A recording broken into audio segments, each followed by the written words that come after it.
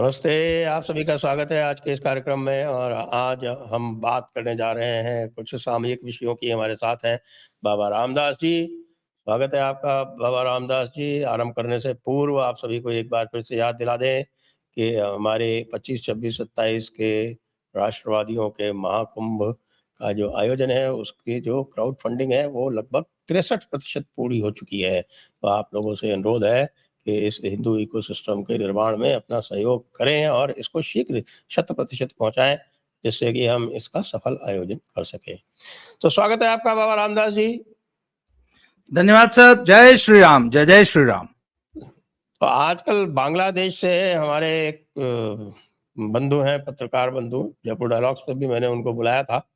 आपने भी उनकी पढ़ी होगी, सलाउद्दीन शोएब चौधरी साहब। जी साहब।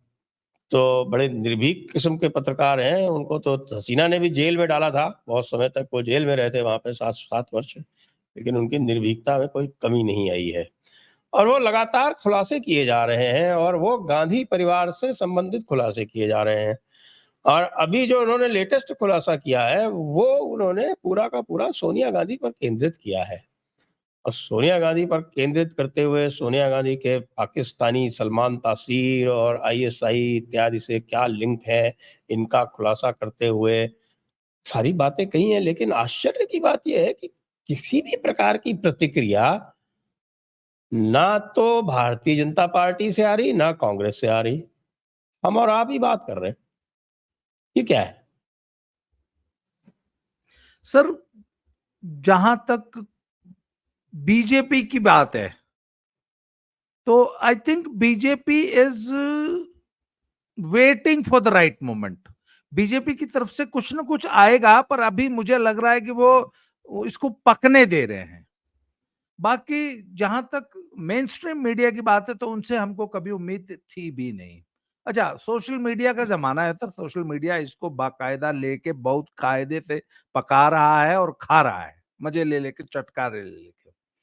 अच्छा, मैं आपको इससे पहले अभी जो उन्होंने सलमान तासीर वाला और आईएसआई उनका लिंक जो बताया है, उससे पहले जो उनका खुलासा था ना सर, उस पे मैं कुछ बातें आपको पर्सनल जो मेरे एक्सपीरियंसेस है मैं वो बताना चाहता हूँ। तवलीन सिंह का आपने जिक्र किया अभी बातचीत में। जी तवलीन हाँ। सिंह पत्रकार हैं, हमारे दर्शक भी जानते होंगे उनको। ये तवलीन सिंह जो है, इनका सलमान तासीर से एक बेटा है जिसका नाम है आतिश तासीर, टाइप का कुछ नाम है। उसने एक किताब आतिश भी लिखी आतिश थी, तासीर, है आतिश ना? तासीर। उसने किताब भी लिखी थी।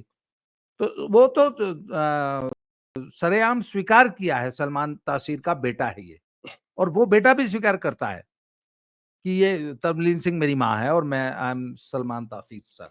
उसके डेट ऑफ बर्थ सर्टिफिकेट और उसके पासपोर्ट में उसकी वल्दियत जो है वो सलमान तासीर ही लिखी है। कैफ साहब।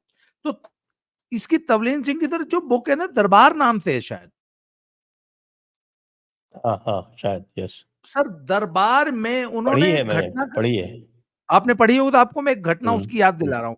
उसने कहा था कि 70 के दशक में दिल्ली के जो हायर सर्कल है, जो ऊंचा सर्कल होता है, उसमें अचानक ये चर्चा चलने लगी कि भैया पश्मीना की जो शॉल थी उन दिनों 3,000 की बिका करती थी 1970 में। तो अचानक उसका दाम बढ़ने लग गया और अब तो पश्मीना 25,000 में भी मिल नहीं रही है। हुँ। ये चर्चा चली दिल्ली के वो ऊंचे वाले सर्कल्स में, जो पार्टीज होती थी उनमें।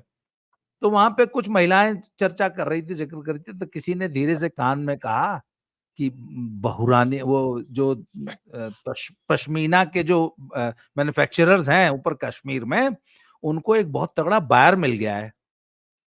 तो उन्होंने पूछा कौन? बोला वो सारा माल उठा ले रहा है और अगले 10 साल तक जो पश्मीना का प्रोडक्शन होगा वो पूरा का पूरा उसने खरीदने का ऑर्डर दे दिया है। तो उन्होंने बोला ऐसा कौन सा बायर मिल गया भाई?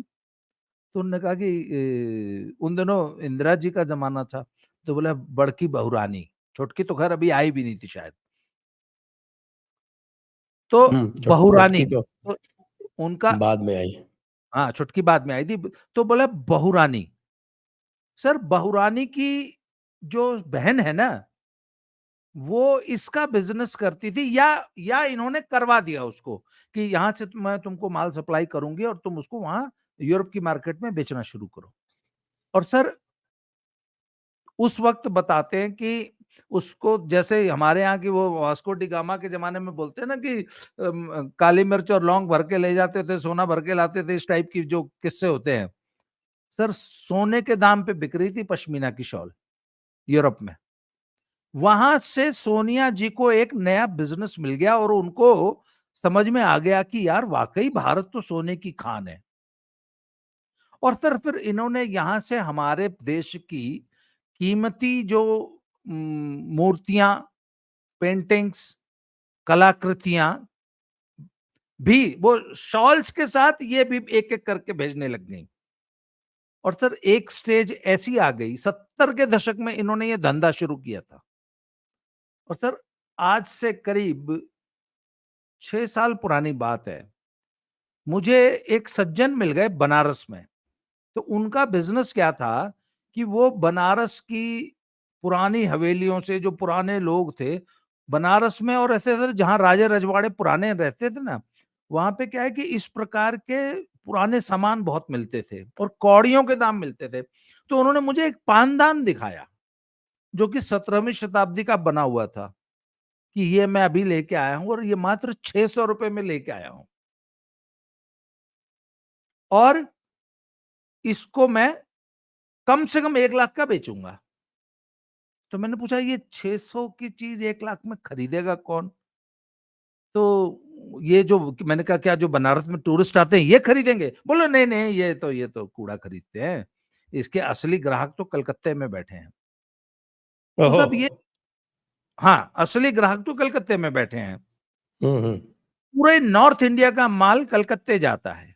तो मैंने पूछा कलकत्ते में ऐसा कौन सा ग्राहक है? तो सर कलकत्ता में आपको ध्यान होगा कि एक तिवारी स्वीट्स करके बहुत मशहूर मिठाई की दुकान है, जिनका समोसा बड़ा फेमस है, जिनका जलेबी और जिनका वो छेना बड़ा फेमस है, संदेश बड़ा फेमस है। उन तिवारी स्वीट्स के खानदान का एक लड़का ये कलाकृतियों के बिजनेस में है और उसका जितने भी बायर्स और कलेक्टर्स हैं सबके पास एडवांस जमा रहता है और जितने भी हैं इंडिया में लाख लाख, 2-2 लाख, 5-5 लाख वैसे ही एडवांस देके रखता है, क्योंकि ये कलाकृतियां रोज तो आती नहीं। मान लीजिए एक आदमी इसका धंधा करता है, बोला जी साल भर से मेरा तो कोई माल ही नहीं बिका, मेरा घर कैसे चलेगा? बोला ये ले तू 2 लाख रुपए रख। इस तरीके का उसका धंधा है सर। और सर फिर मैंने पूछा वो क्या करता है? तो बोला उसका भी एक सिंगल बायर है देश में, बहू रानी।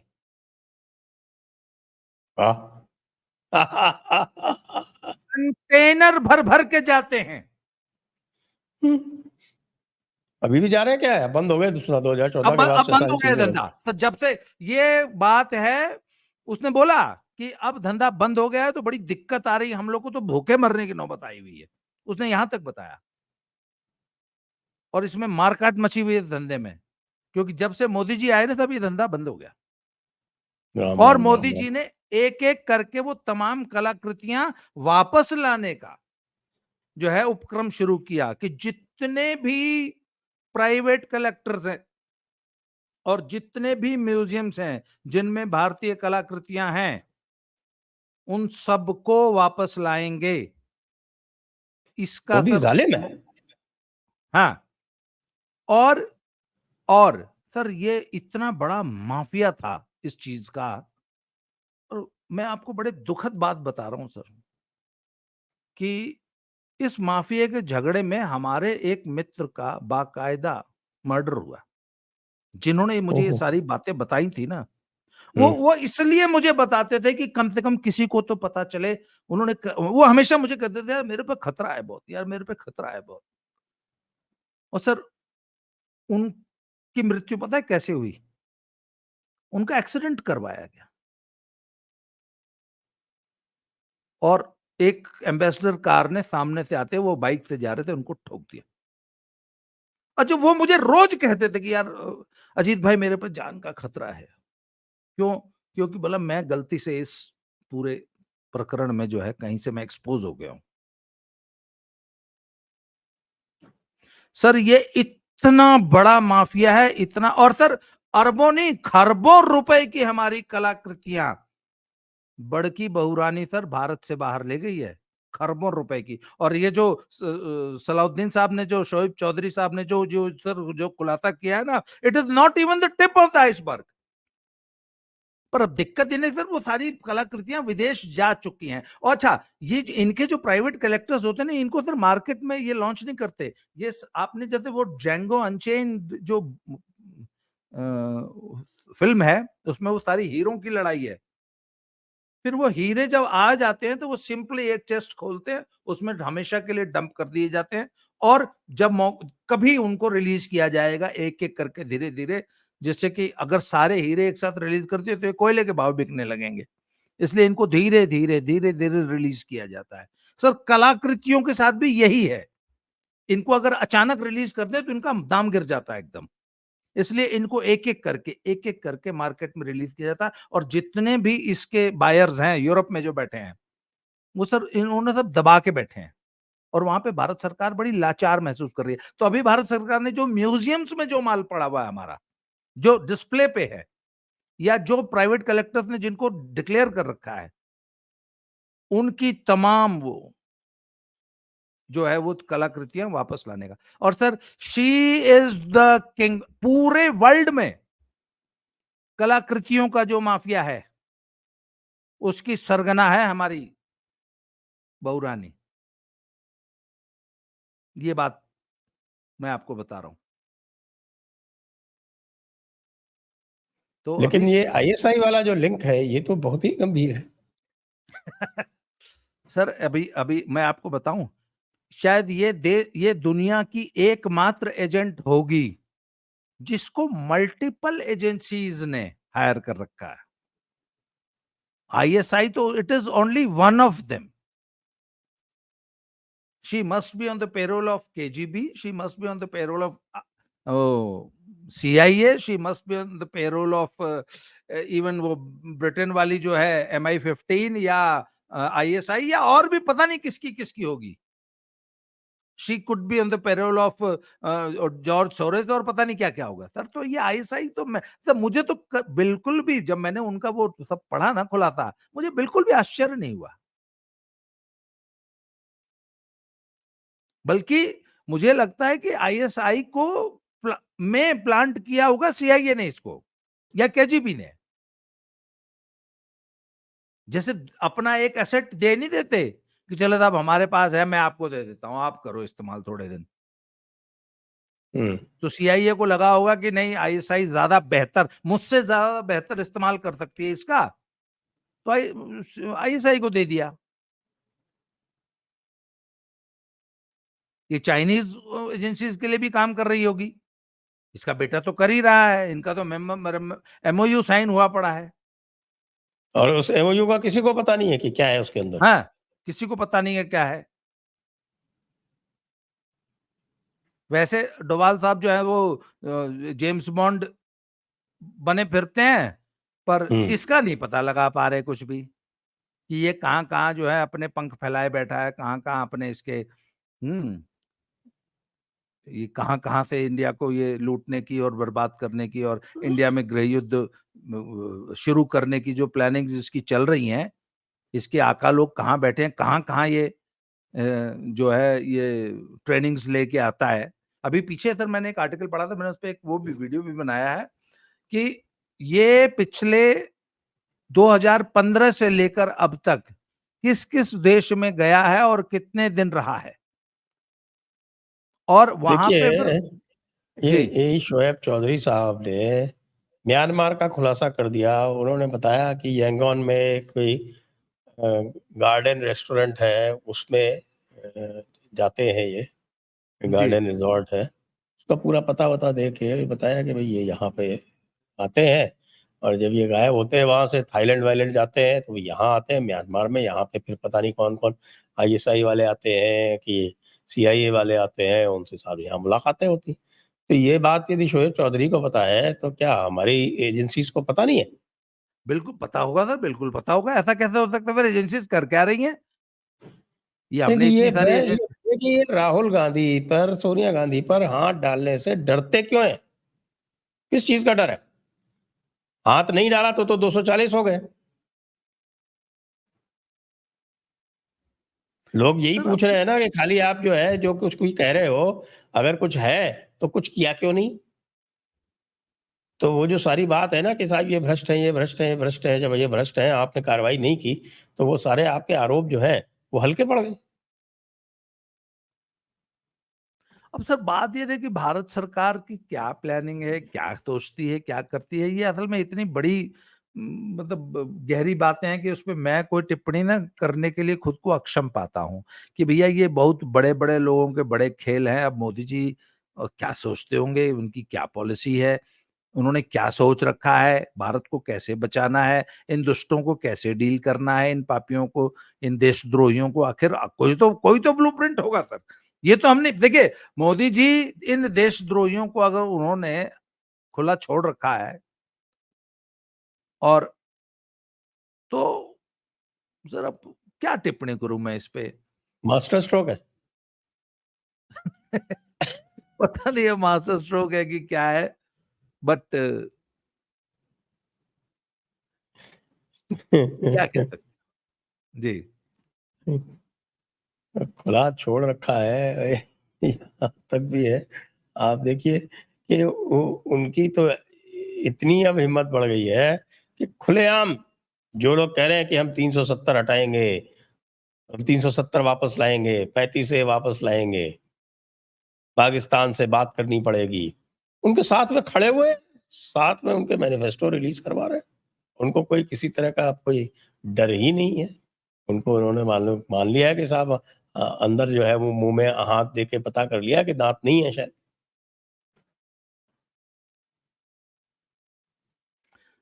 सर अब दांत हैं कि नहीं हैं, ये तो समय ही बताएगा।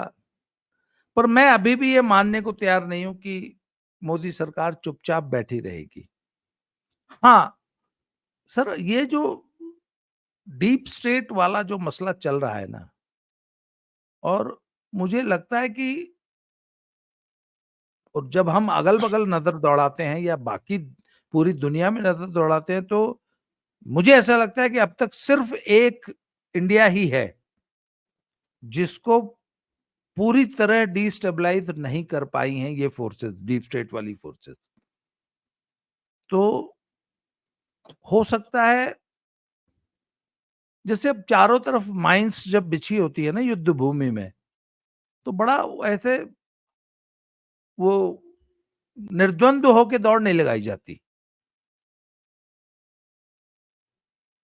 तो मुझे लगता है सर कि भारत सरकार ना बहुत फूंक-फूंक के कदम रख रही है, क्योंकि भारत सरकार बाकी सरकारों का हश्र देख रही है और जो ये international forces, I think they are waiting, मुझे ऐसा लगता है, ये मेरा पर्सनल है, कि they are waiting for the outcome of US elections.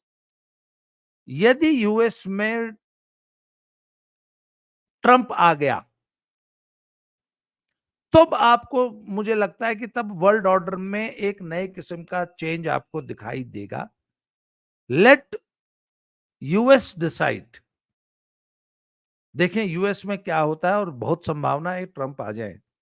Trump के आने के बाद मोदी अपने पत्ते खोलेंगे, ऐसा मेरा मानना है। जी। हाँ, वो तो लगता है लेकिन मुझे लगता है कि बहुत सारे जो है ना जिसको बोलते हैं ना कि घोस्ट्स ऑफ द माइंड, आपके जो भूत प्रेत हैं और ये जो डर है, ये आपके अपने मस्तिष्क की उपज होती है। उदाहरण दे दूं आपको, स्पष्ट आपके सामने दिख रहा है। 2024 के चुनाव के परिणाम के बाद भाजपा के शीर्ष नेतृत्व ने जिस व्यक्ति को सबसे अधिक घेरने का प्रयास किया, उसका नाम है योगी आदित्यनाथ। स्पष्ट दिख रहा था। इसमें तो कुछ कहने या सुनने की या किसी प्रकार के तर्क की तो बात ही नहीं है। स्पष्ट दिख रहा था। कैसे उनके दोनों उप मुख्यमंत्री जो हैं, उन्होंने उनकी कैबिनेट मीटिंग अटेंड करना बंद कर दी। दिल्ली में बैठे रहे, वहाँ से अलग-अलग तरह के वक्तव्य देते रहे। उस व्यक्ति ने 1 सेकंड भी अपना कदम पीछे नहीं हटाया। और आज जी। ये स्थिति है कि योगी जी जो है वो मुस्कुरा रहे हैं, सहज भाव से हैं, सब कुछ उनके कंट्रोल में है और जो लोग उनको घेरने का प्रयास कर रहे थे, वो इधर-उधर भागते फिर रहे हैं। जी। तो अपने मंतव्य पर, अपने सिद्धांत पर और अपनी कर्मनिष्ठा पर जो डटा रहता है, वो कभी फिर उसको पीछे हटने की, इधर-उधर देखने की आवश्यकता नहीं पड़ती। योगी जी ने लगातार कुछ भी इधर-उधर से हमले हो रहे थे, योगी जी ने कांवड़ यात्रा वाला कार्यक्रम कर दिया, अयोध्या में मोहित खान को कर दिया, कन्नौज में उधर कर दिया और जहाँ पर भी जो भी हुआ वो बिल्कुल पक्की कार्रवाई करके हर जगह एक भी ज़रा-सा भी जो है संशय नहीं दिखाया। संशयात्मा जी। विनश्यति। जब संशय आ जाता है, गीता में कहा है ना संशयात्मा विनश्यति। तो ये जो संशय है, मुझे तो ये समस्या लग रही है। समस्या संशय की है।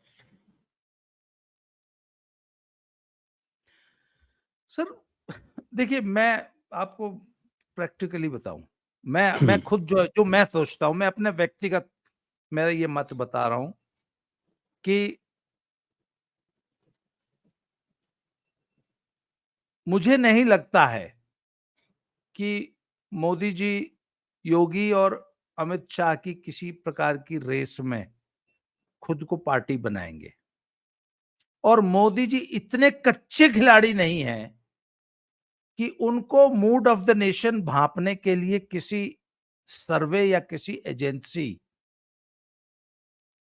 का सहारा लेना पड़े। देश क्या सोच रहा है, देश क्या चाहता है, कम से कम उनका कोर वोटर क्या चाहता है, इसके लिए उनको किसी मूड ऑफ द नेशन सर्वे की जरूरत नहीं है। अभी मूड ऑफ द नेशन एक सर्वे आया है जो कि शायद इंडिया टुडे ने कल परसों किया है। उसमें वो एक फर्जी आंकड़ा दे रहे हैं कि भाजपा में सबसे ज्यादा लोग अमित शाह को जो है प्रधानमंत्री पद पे देखना चाहते हैं।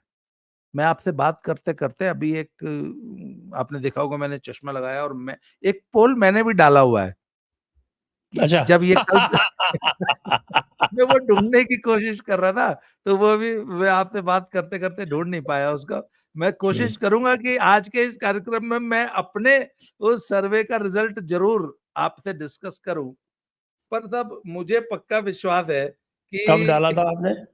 मैंने कल ही आई थिंक आज सुबह ही डाला है। तो सर मैं तो कहता हूं कि अगर 100 का भी सैंपल साइज आ गया होगा ना, तो मैं तो उस 100 के सैंपल साइज को भी ऑथेंटिक मानूंगा। नहीं, नहीं, नहीं आपका वाला मुझे देखिए याद है, आपका मेरा वाला वाला तो मुझे आपको ध्यान याद है। है। हाँ, हाँ।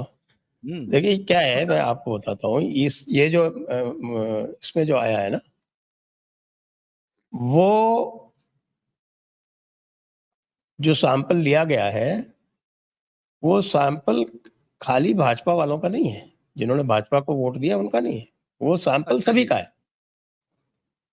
तो सभी का मतलब आप 50-50 मान लीजिए कि 50% बीजेपी वालों को होगा, 50% दूसरों का होगा। हाँ, ये हो सकता है।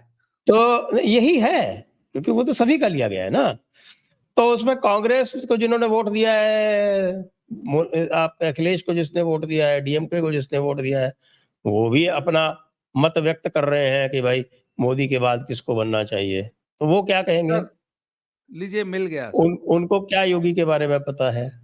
हाँ, ये चलिए, पर मैं अपनी भाजपा के वोटर का सैंपल यदि ये लें, तो उसमें देख लें। वो सैंपल तो वो सर है जो मैंने लिया था, आपने लिया है। आपका क्या आ रहा है बताइए? मैं अभी आ रहा हूँ, मैं अपना बता दूं, वो गलती से हुआ क्या कि वो मैंने अपने पुराने वाले चैनल पे डाल दिया, जो कि पिछले 8 महीने से डिफंक्ट पड़ा हुआ है, पर उसमें भी 90,000 सब्सक्राइबर हैं, तो उसमें भी अच्छा, 612 वोटें आ गई हैं।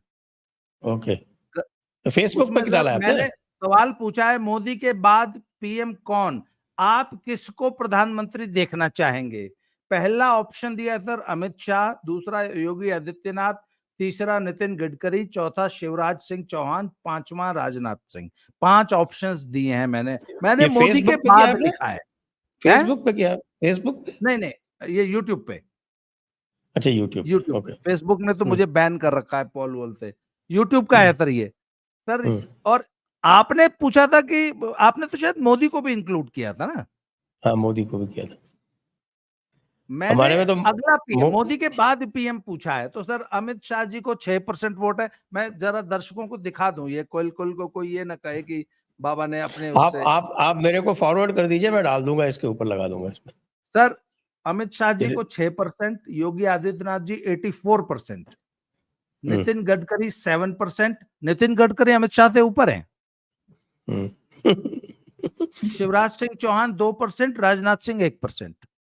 हम्म, सर इसमें इसमें दो फाइंडिंग्स मुझे आश्चर्यचकित कर गई। एक ने तो नहीं किया, दूसरी ने, कि गडकरी अमित शाह से ऊपर हैं मेरे पोल में, हम्म, और 84% भाजपा समर्थक, क्योंकि मेरे वॉल पे तो ज्यादातर सर भाजपा हाँ समर्थक ही आते हैं। हमारे आपके यहाँ तो भाजपा समर्थक ही है।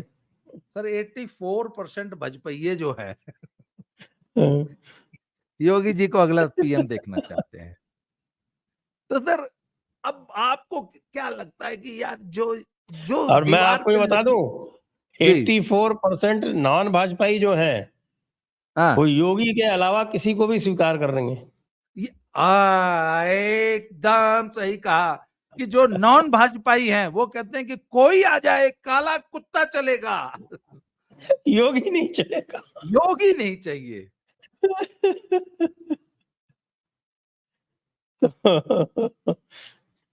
इस सैंपल का सर तो ये निचोड़ हाँ, है। तो आप ये मुझे एक बात बताइए सर, ये मोदी जी क्या बच्चे हैं क्या? आप बताइए। मैं आपको एक सूचना देता मूड हूँ, ऑफ द सूचना। Nation, mood off the nation Modi को नहीं पता क्या? मैं आपको एक सूचना देता हूँ, जो भारतीय जनता पार्टी के अंदर के लोगों की सूचना जो मुझे मिली है वो देता हूँ आपको, और ऑथेंटिक सोर्सेज हैं। तो कहना है कि साहब कि ये मोदी ने अमित शाह को बाईपास करके उनके पास भी तो है ना सोर्सेस, तो उनसे सर्वे कराया, और उसमें ये पता चला कि भाई आपके, यदि आपने मोदी को हटा दिया, अगर योगी को हटा दिया, तो जिस मोमेंट आप उसको हटाएंगे उस मोमेंट आपके 6 करोड़ वोट जो हैं वो आपको छोड़ देंगे। नॉर्थ इंडिया में अकेले, केवल नॉर्थ इंडिया की बात है ये। नॉर्थ इंडिया में इनको वोट मिले करीब 17-18 करोड़। उसमें 17-18 करोड़ में से 6 करोड़ जो है वो उसी मोमेंट आपको छोड़ देंगे। उसके बाद फिर इन्होंने अमित शाह और इनकी टांग खिंचाई की, उनको मतलब इनको रोका और कहा कि कुछ नहीं, योगी ही रहेंगे। उसके बाद का सिनेरियो देख रहे हैं आप। हाँ, अभी आप जो कह रहे थे कि योगी इतना क्यों मुस्कुरा रहे हैं, आज आपने जो अपना सोलो वीडियो किया है, तो सर बात यह है कि योगी को भी असलियत पता लग गई, और वो अपनी बीजेपी हाईकमांड को ये समझाने में सफल हो गए हैं कि भैया मेरे बिना तुम्हारी दाल नहीं गलने वाली, मेरे बिना तुम। अच्छा सर, मैं तो एक बात कहता हूं सर, अगर ये योगी को आज हटा दें तो सर ये वापस 84 वाली हालत में पहुंच जाएंगे, 2 सीट पे, 2 सीट पे। 2 पे तो नहीं, हाँ 100 के नीचे चले जाएंगे। 100 के नीचे चले जाने का मैं तो 2 ही मानता हूं फिर उसको। It is as good as 2 seats. Sir एक बात बता दूं मैं ये, हाँ, सर ये 240 पे इनकी क्या हालत हो रही है, ये लड़खड़ा रहे हैं, तो 100 के नीचे ये क्या करेंगे? 240 पे तो ये कुछ कर नहीं पा रहे। 240 पे दिलीप मंडल को लिया है। हाँ। 240 पे ये हाल हो गए कि साहब जो है वो, अच्छा ये परिणाम को गलत पढ़ रहे हैं, जो शीर्ष नेतृत्व है वो परिणाम को गलत पढ़ रहा है, ये समस्या है। सर मैं वो ना मैंने सुना है कि एयरफोर्स में जब कोई प्लेन क्रैश हो जाता है और जब पायलट सकुशल इजेक्ट कर लेता है, तो उसको तुरंत पहले लेके जाते हैं,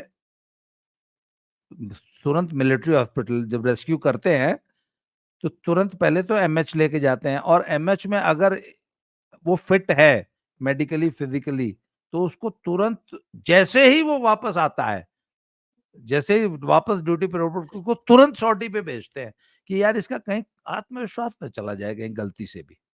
क्योंकि जिस फाइटर पायलट का साइकोलॉजिकली अगर वो टूट गया और वो उस क्रैश की वजह से कहीं ये डर तो नहीं गया, कहीं इसका जो कॉन्फिडेंस था वो तो नहीं चला गया। ऐसा मैंने सुना है, अब ये कितना सच्चा है कितना झूठा मुझे मालूम नहीं, मैंने कहीं किसी एक बुक में पढ़ा था।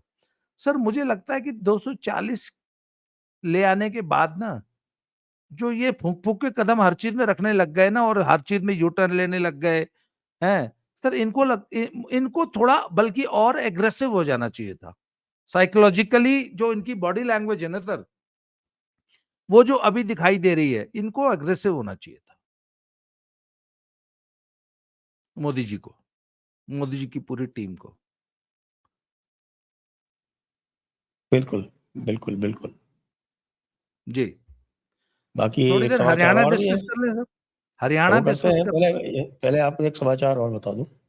जी, समाचार ये है कि आपको पता है कि उत्तर प्रदेश में परीक्षा चल रही है कांस्टेबल्स जी, की, जी, और 5 चरणों में चलेगी। कोई 50 लाख लोग जो हैं उसमें, तो उसमें जो है अ, नकल की व्यवस्था नहीं होने से कोई 3-4 लाख तो जो है वो ड्रॉप आउट ही हो गए।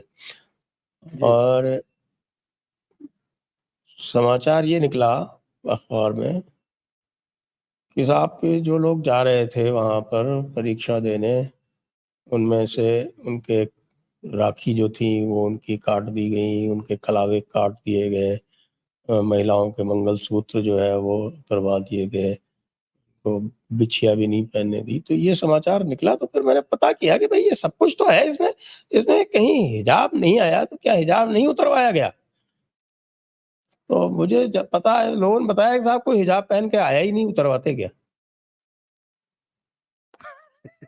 हाँ,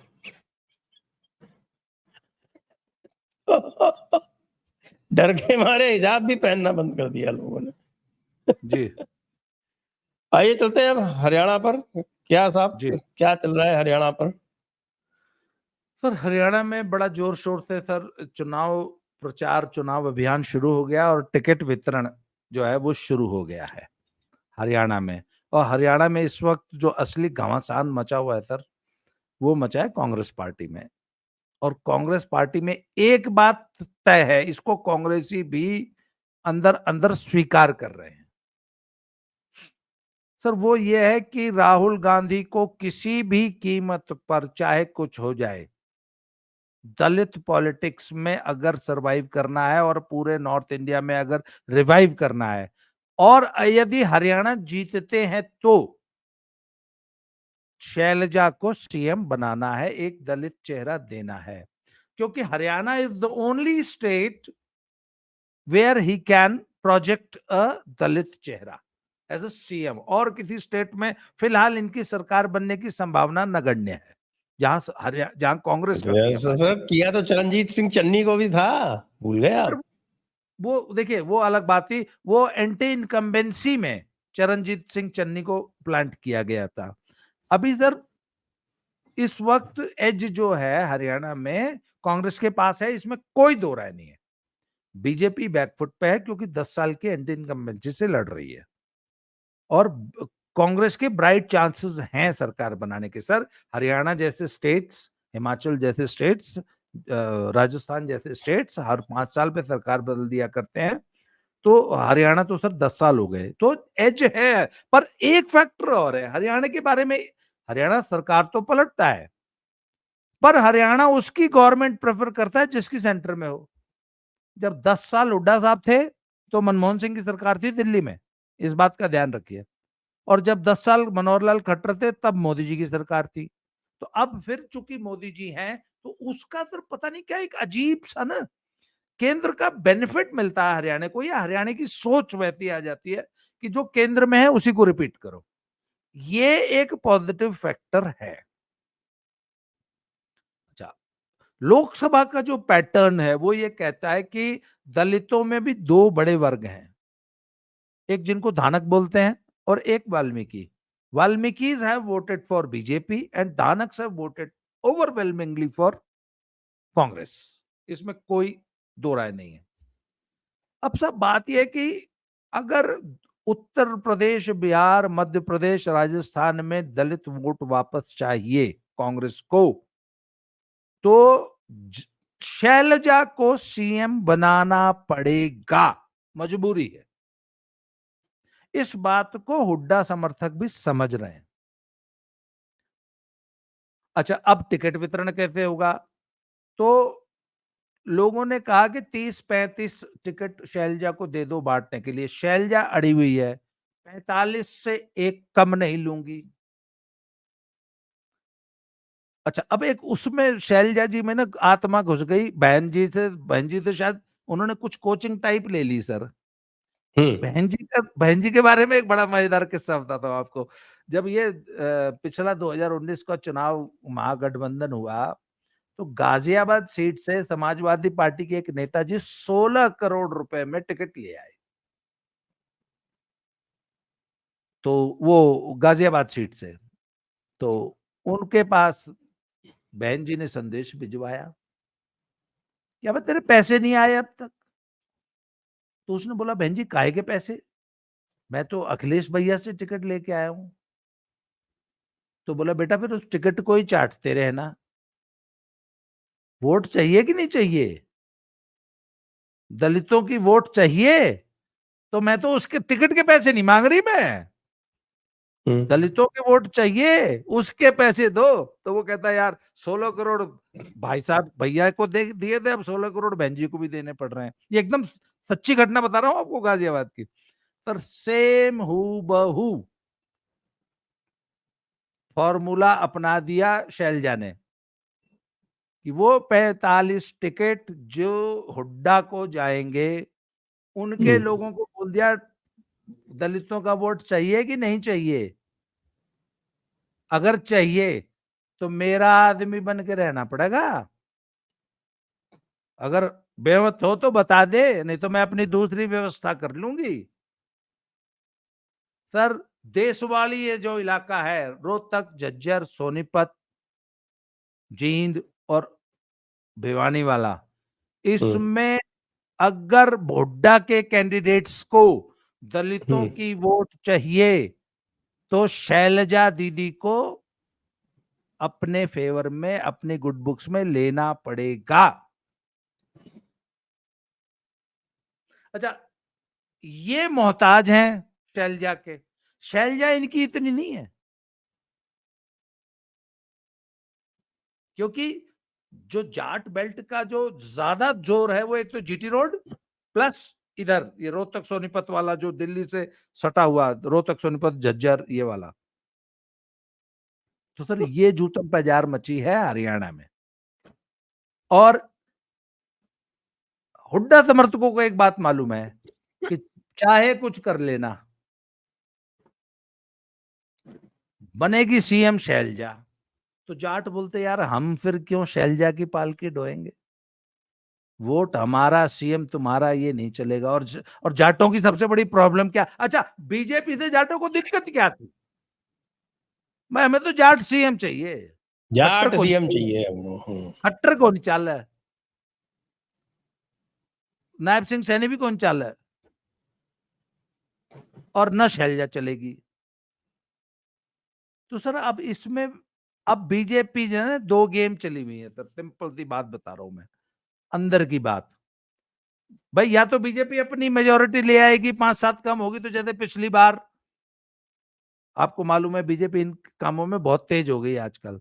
अगर बाई चांस सीटें कुछ ज्यादा ही कम रह गई, 30 ही रह गई मान लीजिए, हालांकि इनकी संभावना बहुत कम है, बीजेपी अभी भी 40 के अराउंड रहेगी, 40 से ऊपर भी जा सकती है।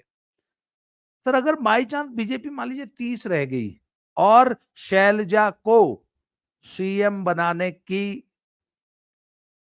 बात उठेगी जब, तो सर बीजेपी हुड्डा को बोलेगी अपने 20-25 लिया, और जो इनेलो जजपा के जो 2 4 5 आएंगे वो सरकार में शामिल होकर समर्थन देंगे, बीजेपी बाहर से समर्थन दे देगी।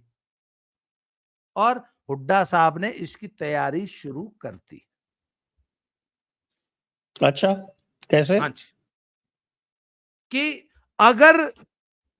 अगर मेरे को 20-25 लोग तोड़ के, वही शिवसेना वाली बात, कि अगर 20-25 लोग कांग्रेस को तोड़कर, बगावत करके, पार्टी तोड़ के अगर जाना भी पड़ गया तो मैं समर्थन कहां से जुटाऊंगा, इसकी बीजेपी से उनकी बातचीत पक्की हो चुकी है।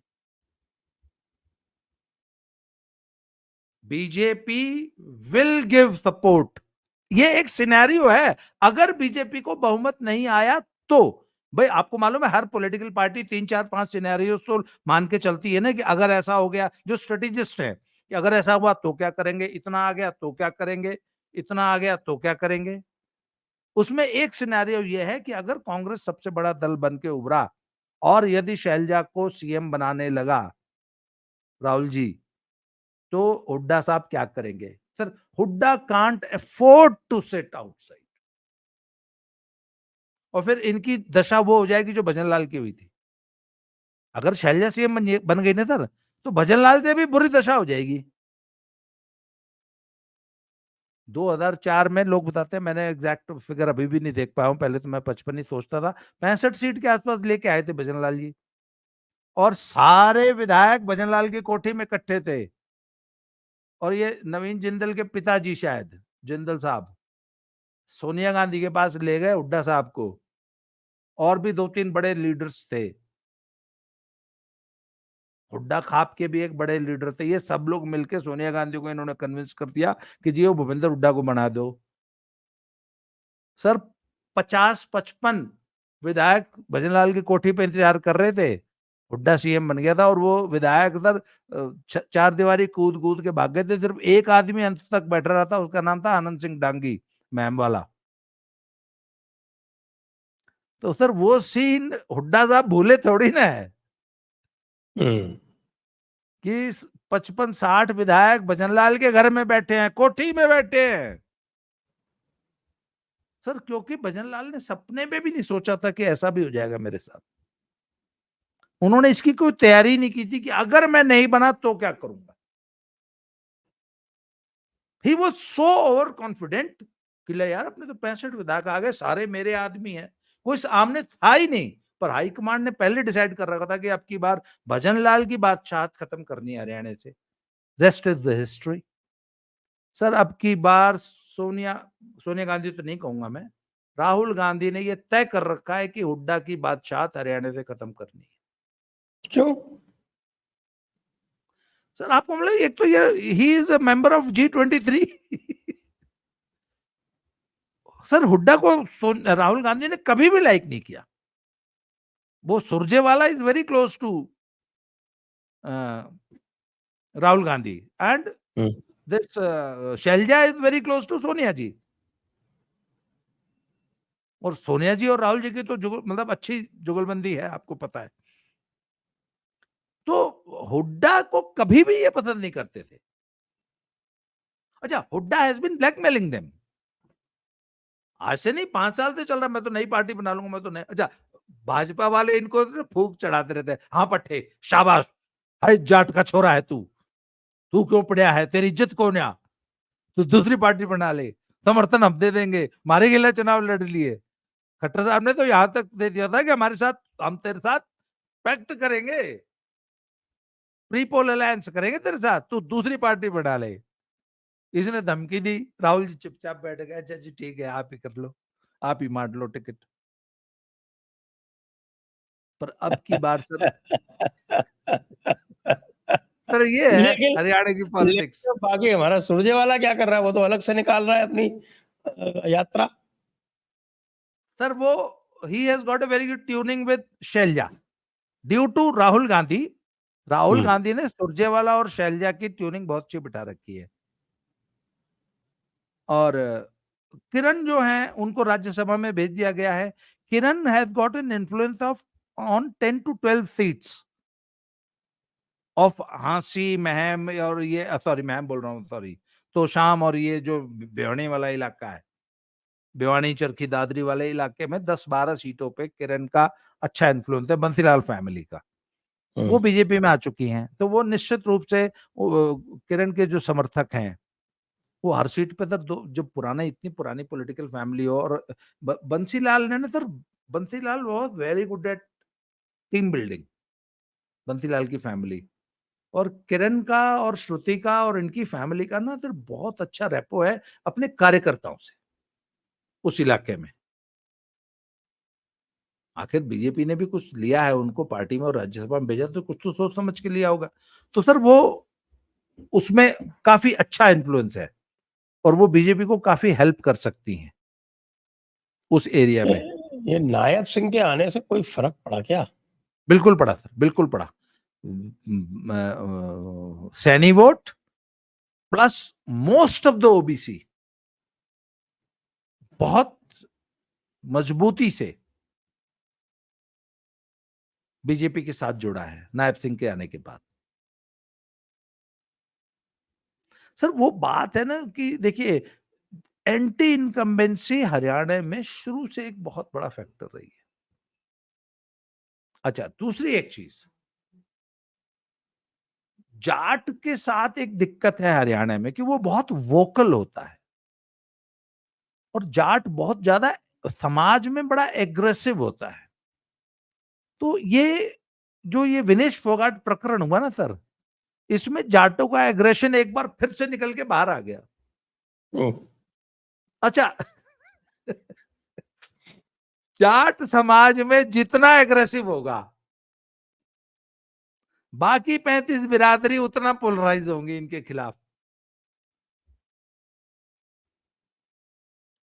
अब हुआ क्या कि साहब विनेश फोगाट का मेडल आ गया, आ गया, आ गया, आ गया, कौन आया? नहीं आया। ओहो, तो विनेश सब फोगाट अब कहाँ से लड़ने वाली है भाई?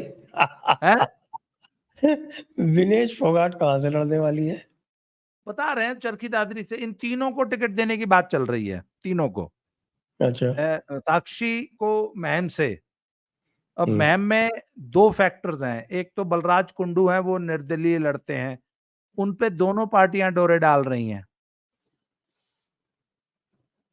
तो सर मैम से या तो बलराज कुंडू को टिकट मिलेगी, अगर बलराज कुंडू नहीं आए तो हो सकता है साक्षी को टिकट मिल जाए कांग्रेस की। बलराज कुंडू के सामने फिर वो दो ऑप्शन रहेंगे, अपनी पार्टी उनकी है या तो उससे निर्दलीय लड़े, पर इस बार उनकी वो पोजीशन नहीं है जो पिछली बार थी। तो हो सकता है वो अपने समर्थकों के साथ बीजेपी में, या तो वो कांग्रेस की टिकट पहले मांगेंगे। अब इसलिए साक्षी की टिकट फंस सकती है, अगर बलराज कुंडू को मिल गई तो साक्षी को नहीं मिलेगी।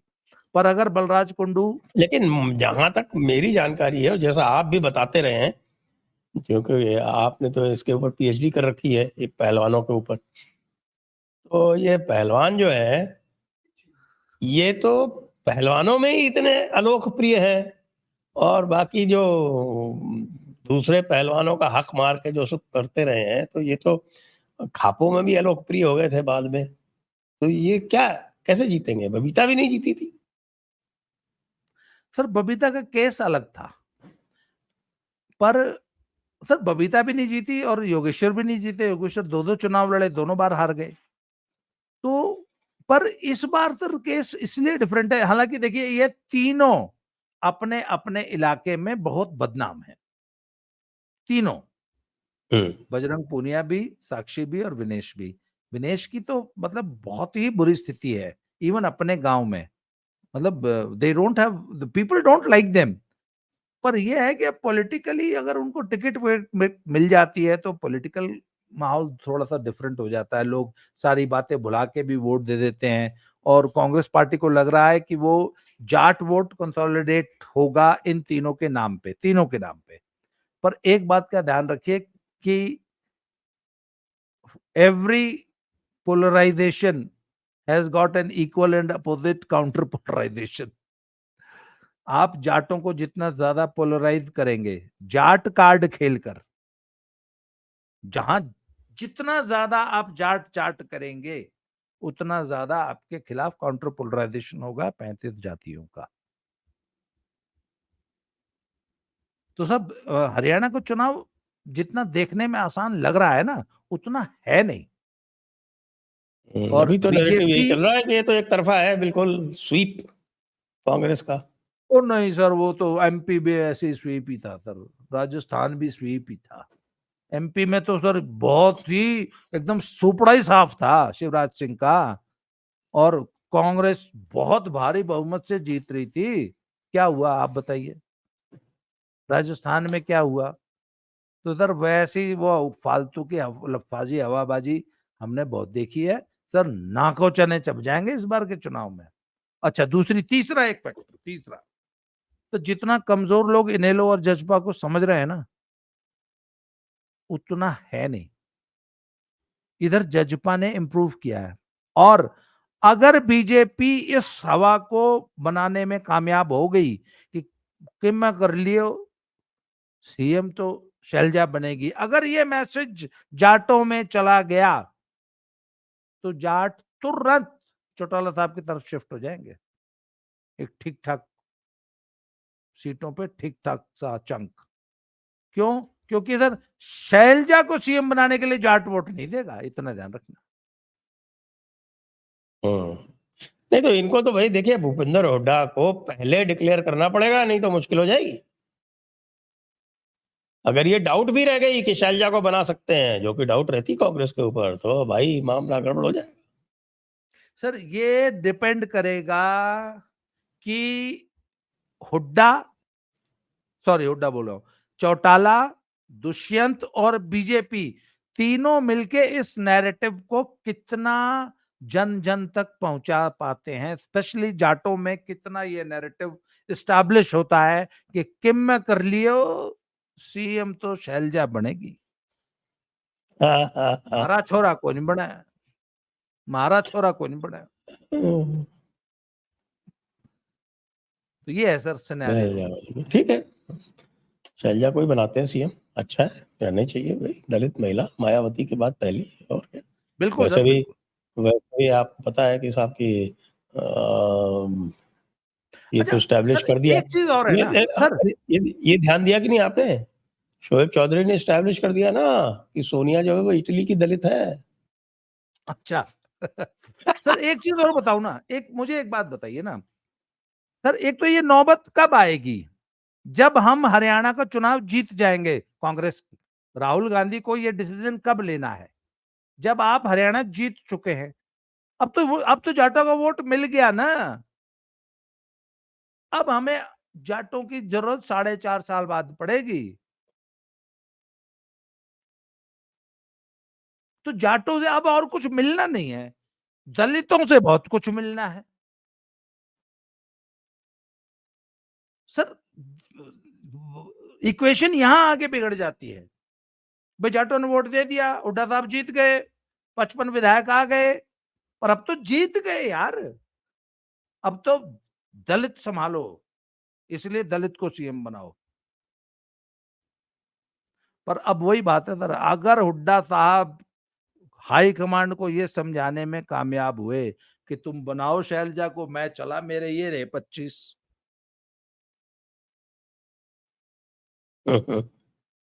ये है, चलिए ये जी, तो लड़ाई है आज की चर्चा को यहीं पर विराम देते हैं। जी। आप सभी दर्शकों का बहुत बहुत धन्यवाद, बाबा रामदास जी का भी बहुत बहुत धन्यवाद। जय हिंद, जय भारत, वंदे मातरम। जय श्री राम, जय जय श्री जय राम। श्री राम।